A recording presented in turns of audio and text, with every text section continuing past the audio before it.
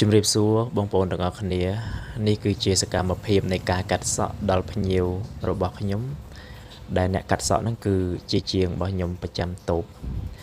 ដែលម៉ូតសក់នេះដែរគឺជាម៉ូតសក់ដែលហៅថាឡុងសងជើងខ្ពស់ហើយម៉ូតនេះគឺពេញនិយមមែនទែនសម្រាប់យុវវ័យសម្រាប់អ្នកធ្វើការសិស្សសាលានិយាយចំទៅគឺម៉ូតនេះត្រូវបានគ្រប់វ័យត្រូវបានគ្រប់កម្មវិធីត្រូវបានគ្រប់ប្រភេទការងារទាំងអស់ដោយសារតែវាស្អាតវាមិនសូវជាស្ទាវខ្លាំងទេប៉ុន្តែគឺកាត់ហើយមានអារម្មណ៍ថាម៉ូតហ្នឹងគឺថ្លៃថ្នូរមែនទែនហើយនេះគឺជាសកម្មភាពដែលជាងខ្ញុំគាត់កាត់ឲ្យភ្ញៀវដែលទឹកដៃរបស់គាត់នៅមានកម្រិតដែរទេក៏ប៉ុន្តែគាត់មានការព្រឹកព្រៀងនៅក្នុងការកាត់ឲ្យភ្ញៀវដែលធ្វើឲ្យទឹកដៃរបស់គាត់មានការកើនឡើងបន្តិចម្ដងអញ្ចឹងទៅហើយតូបរបស់ខ្ញុំនេះគឺមិនជាល្បីល្បាញអីទេបងប្អូនក៏ប៉ុន្តែគឺខ្ញុំមានចំណូលចិត្តមួយនៅក្នុងការចែកម្លែកបទពិសោធន៍ក្នុងការកាត់សក់ដល់បងដែលគាត់កំពុងចាប់ផ្ដើមរៀនថ្មីថ្មោងគាត់ចង់បានតិចនិចថ្មីគាត់អាចមើលនៅវីដេអូពីខាងខ្ញុំហើយនេះជាការដើរស្និទ្ធនៅត្រង់ចំណុចចំហៀងហើយនឹងចំណុចខាងក្រោយដោយយើងដើរពីផ្នែកខាងលើទៅណាមានន័យថាយើងតែងនៅបន្ទាត់ខាងលើឲ្យចេញជារាងសិនចំណែកផ្នែកខាងក្រោមគឺយើងទុកយើងអត់ទាន់កាត់ទេយើងតែងឲ្យចេញជាបន្ទាត់ត្រេនៃម៉ូតសិនណាបងប្អូននេះជាការតែងចំហៀងហើយគឺយើងតែងមកខាងក្រោយមកហើយបញ្ជាក់បងប្អូនចំពោះផ្ទៃក្បាលខាងក្រោយគឺយើងអាចតែងបានរាងច្រើនទៅតាមម៉ូតមួយណាសម្រាប់ម៉ូតនេះគឺគេតែងយកអក្សរ U ពីក្រោយណារាងដោយអក្សរ U អញ្ចឹងម៉ូតខ្លះគឺអក្សរ V ម៉ូតខ្លះអក្សរ U ហើយម៉ូតខ្លះគឺជ្រុងទៅតាមការកំងចូលចិត្តរបស់ភ្ញៀវទេអាហ្នឹងប៉ុន្តែសម្រាប់ម៉ូតនេះគឺបងជាក៏តែងយកអក្សរ U ទៅវិញហើយឃើញថានេះចូលដល់វគ្គដែលយើងត្រូវដេញសមោលពីខាងក្រោមម្ដងដែល motor យើងប្រើគឺប្រភេទ X7 ដោយសារ X7 គឺរង្វាត់នៃការបបោះសមោលគឺវាបានខ្ពស់ជាង motor ទូទៅអញ្ចឹងយើងយក motor X7 មកប្រើដើម្បីដេញសមោលជើងសក់វិញហើយនេះជាការដេញសមោលដែលចាប់ផ្ដើមពីកខាងក្រោយទៅបបោះទៅភ្ជាប់គ្នាជាមួយនឹងស្នាមដែលយើងកាត់ហើយ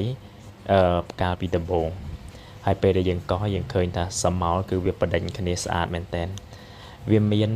ចំណុចខ្មៅដប់ដែលនៅតាមកន្លុកដែលនៅកន្លែងដែលវាផតណាពីព្រោះក្បាលមនុស្សយើងមិនមូលទេក្បាលមនុស្សយើងវាមានកន្លែងខ្លះគឺកន្លុកកន្លែងខ្លះគឺទួលអញ្ចឹងទៅក៏ប៉ុន្តែសម្រាប់ជាងគឺយើងត្រូវដឹងដែរថាពេលណាគឺត្រូវកាត់ប្រើវិធីបែបណាហើយត្រូវប្រើឧបករណ៍អីគឺយើងត្រូវច្បាស់ក្នុងរឿងហ្នឹងដែរអញ្ចឹងសូមបងប្អូនតាមដានមើលនៅសកម្មភាពដែលគាត់កាត់សក់ជាបន្ត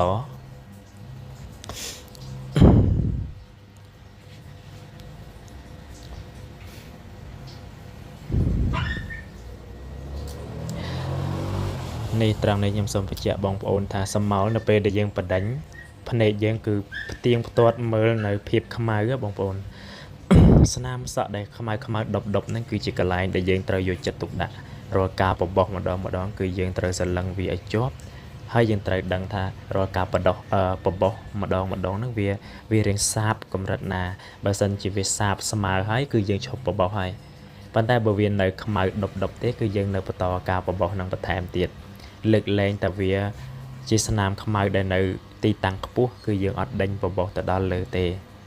ហើយនេះយើងចូលមកដល់វគ្គកោរឡាមបញ្ជាក់បងប្អូនថាការកោរឡាម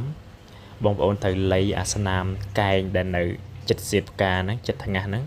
គឺលៃឲ្យស្មើគ្នាជាមួយនឹងពីចុងចាមទៅកាន់ថ្ងាសខាងលើរបស់គេហើយយើងលៃយកប្រហែលជាពាក់កដាលណា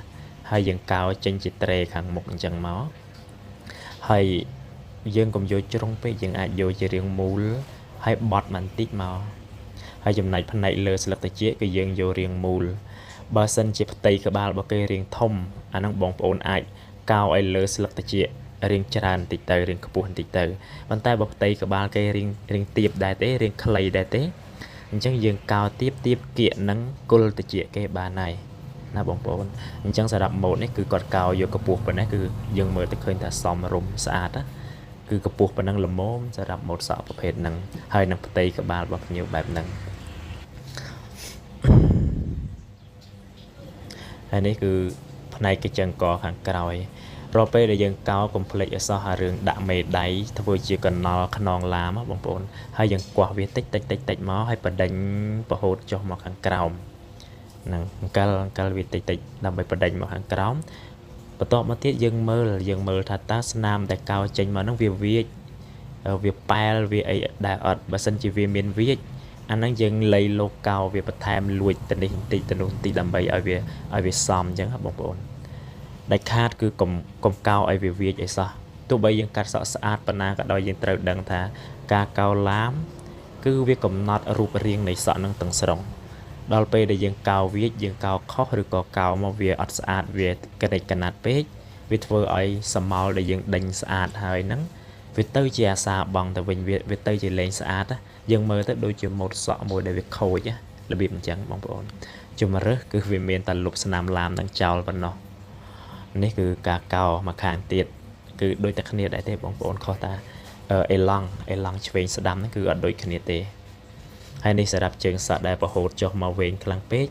គឺយើងកោវាយើងឈូសវាឲ្យស្ដាងទៅកុំឲ្យវាទុកក្រាស់វែងពហិលើកលែងតែភ្ញៀវគាត់កំងចង់បានទេដែលយើងត្រូវទុកហើយចូលដល់វគ្គចុងក្រោយគឺវគ្គនៃការសាប់សក់ដែលសាប់ហ្នឹងគឺសាប់ក្នុងគោលបំណងជំរះនៅចំណុចខ្មៅដប់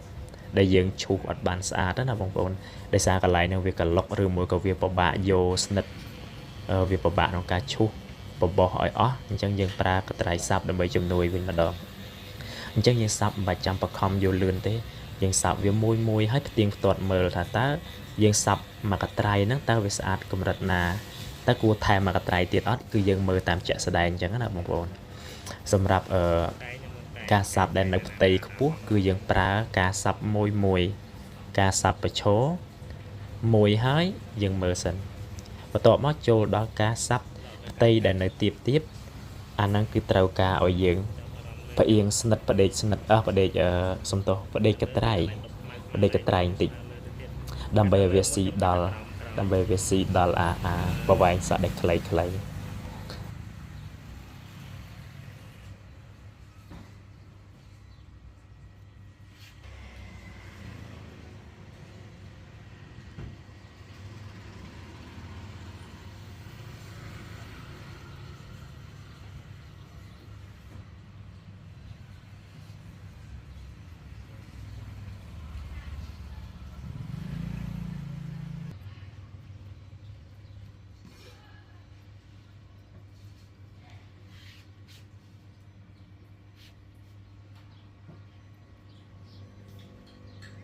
អញ្ចឹងយើងអាចមើលឃើញថាសមោលដែលនៅខាងក្រោយហ្នឹងគឺស្អាតសមហើយសម្រាប់ម៉ូដដូចគាត់ហ្នឹងគឺស្អាតសមមែនតើ